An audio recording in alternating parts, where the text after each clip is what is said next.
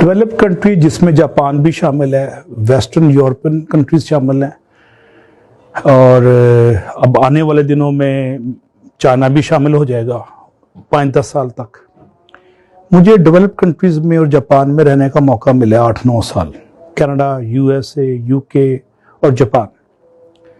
मैंने देखा ये थर्ड वर्ल्ड से फर्स्ट वर्ल्ड में क्यों आ गए हैं। उसके पीछे पूरी एक जनरेशन उन्होंने बिल्ड की 50-100 साल लगा के, और हर जनरेशन ने अगली जनरेशन को discipline, value system, ethics, professional ethics और पंक्चुअलिटी और एक दूसरे के मफाद को लुक आफ्टर करना, नेगेटिविटी को डिस्करेज करना और नशा पिला के किसी को ना गिराने की हैबिट, ये उन्होंने इनकलकेट डे 1 से स्कूलों कॉलेजों में करते। मसलन जापान में पहले 1-2 साल पढ़ाते नहीं, सिर्फ वैल्यूज, मैनर्स, एटिकेट्स, ताजीम, तकरीम करना सिखाते हैं कि आपने किसी को ट्रीट कैसे करना है, ग्रीट कैसे करना है।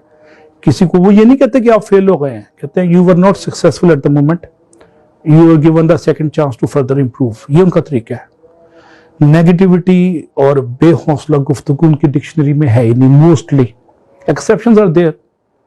लेकिन उन्होंने तरबियत बच्चों की ऐसे की है कि एक दूसरे के इंटरेस्ट को लुक आफ्टर करना और ट्रीट करना उनको पॉजिटिवली और ग्रीट करना और मुबारकबाद देना, बगलगीर होना, गर्मजोशी से मुसाफा करना, झुक के मिलना, ये उनकी घटी में डे 1 से डाल दिया गया। और रोटी हलाल करने का कॉन्सेप्ट जो हमारे माशाल्लाह मज़हब अज़ीम में है, उन्होंने उसको एवरीडे लाइफ में इंप्लीमेंट कर दिया। मसलन कोई हो ही नहीं सकता कि बॉस हो ना हो, हर बंदा अपना काम कर रहा है।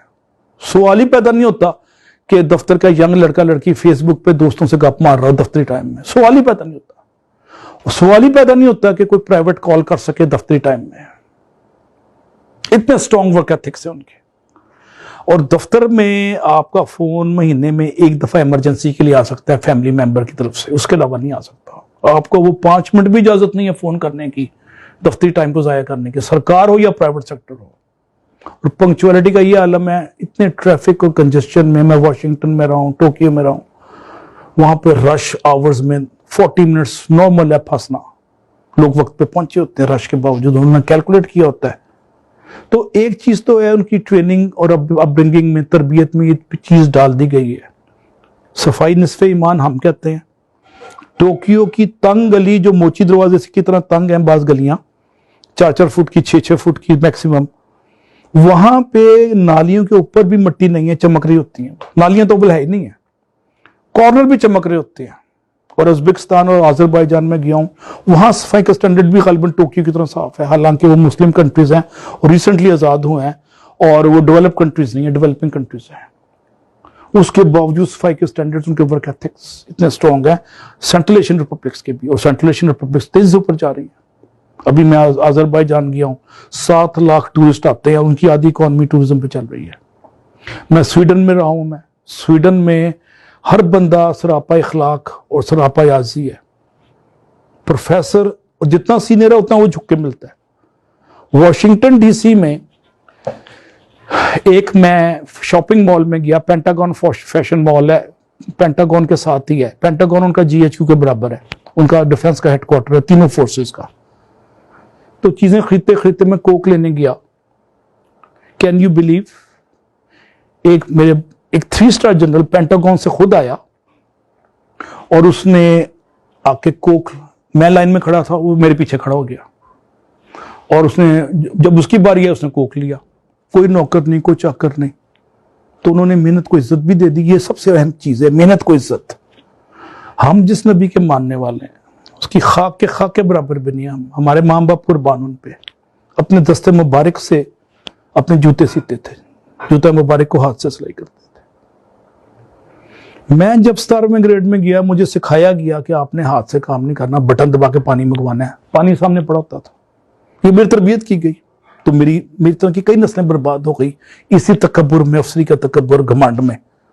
और जब मुझे अल्लाह ने शौर दिया, मैं 19 से 20वें 21वें ग्रेड में गया, मैंने सब बुत तोड़ दिए ये आर्टिफिशियल चीजों के, नस्ट में और यूटी में। और चाय मैं खुद सर्व करता था, पानी में खुद पीता था, मैंने पिए भी खत्म कर दिया, दरबान भी खत्म कर दिया। ये आर्टिफिशियल टैबूज ने भी हमारी तरक्की रोकी हुई है। हाजा अफसर नो काम। अब देखें सऊदी तरक्की नहीं ना कर पा रहे, पैसा इंजेक्ट किया, ट्रिलियंस ऑफ डॉलर्स, तरक्की नहीं हो रही। क्योंकि उनके वर्क एथिक्स हमारे से मिलते जुलते हैं, बुरे नहीं है, मिलते जुलते हैं। उनका बादशाही अफसरी स्टाइल, हाजा अरबी तो या अजमी तो फर्क, फिर इनडिसेंट बिहेवियर और जात की क्या होता है, एना की बुत की प्रस्तिश, और सबसे बड़ा ओहदे का घमंड। ओहदे का घमंड और गले में सरिया मार देता है, खत्म कर देता है। लाहौर में एक डीसी आया था मसूद खद्दरपोश, उसने खुली कचहरी बाहर लगाई 60s में, गरीबों से गलब बगल गिर होता था, हाथ मिलाता था, ईटिंग और मीटिंग में नहीं होता था।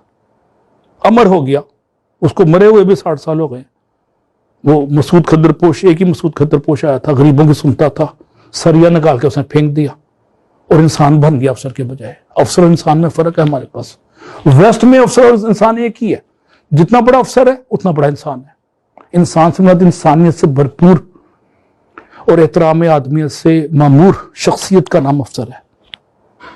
मेरे हेड ऑफ डिपार्टमेंट और चेयरमैन के कभी निकल रहे होते थे, मैं साइन कराने जाता था अमेरिका में, तो परेशान हो जाते थे कि मैं जा रहा हूं, इसका साइन रह जाएगा। वो एलिवेटर छोड़ के आ जाते थे, लोग कहां साइन करना है, ताकि मेरा एक दिन जाया ना हो जाए, मैं इतनी दूर से ड्राइव करके आया।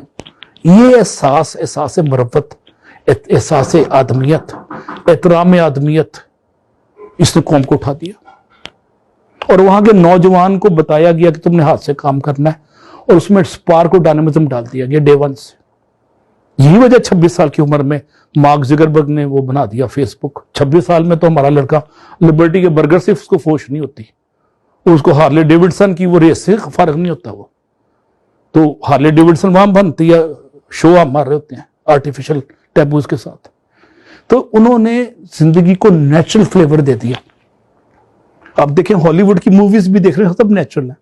हमारी हर मूवी भी, ड्रामा भी आर्टिफिशियल है ना। उर्दू फिल्म और हमारे आजकल के सारे ड्रामे, पीटीवी के ड्रामे एक जमाने में अच्छे होते थे, नेचुरल, अब अननेचुरल हो गए, हर चीज अननेचुरल हो गई, आर्टिफिशियल हो गई। तो उन्होंने नेचुरल फ्लेवर लाइफ को बहुत दे दिया वेस्ट में, जो हैं वही नजर आते हैं। मेहनत को अजमत दे दी और अपनी यूथ में और बच्चों में स्पार्क और डायनामिज्म डाल दिया। Out of box thinking promote की। ये फेसबुक और ये माइक्रोसॉफ्ट के जो फाउंडर्स हैं, ये एक्स्ट्राऑर्डिनरी बंदे तो नहीं है, ऑर्डिनरी बंदे। इनके pass out of box thinking की तरबियत थी, इनोवेशन को प्रमोट किया। नुदरत फिक्र अमल को उन्होंने आम कर दिया। इकबाल एक शेर में नौजवानों को कहता है जो वेस्ट ने फॉलो किया है, और इकबाल यूरोप में देख के आया ये बात, इसलिए उसने ये शेर कहा था कि तेरी खाक में है अगर शरर तो ख्याल फक्र गना ना कर। कहता है if you have spark in your personality you should not worry about the money or not money, you have money or not money. कि दूसरे मिसर में इकबाल कहते हैं कि जहां में नाने शहीर पर है मदार कुव्वत हैदरी। कहता है ऑर्डिनरी रोटी के टुकड़े पे, जौ के टुकड़े पे हजरत अली को इतनी कुव्वत मिल गई, मदार कुव्वत हैदरी। कुव्वत हैदरी का बुनियाद वो रोटी के जौ के टुकड़े थे, बासी रोटियों से जो हजरत अली के पास ताकत आ गई। क्योंकि स्पार्क और डायनामिज्म सुन्नत तैयबा के सदके में तो फैल उनकी शख्सियत में वदियत हो गया। तो ये बड़ी बात है कि हम बच्चों को रगड़ा दें, कंफर्ट जोन से निकालें, शोफर ड्रिवन करने ना दें, उनको बसों में साइकिलों पे रोलें, वो 3-3 वैगनें बदल के आए तो कामयाब हो जाते हैं। आज लाहौर में मेरे जो यूईटी के गवर्नमेंट कॉलेज के जो टॉप नॉच बड़ी बड़ी पोजीशनों में बैठे हुए हैं, ये 70s 80s में वैगनों में रुल रहे होते थे या साइकिलों पे जा रहे होते थे।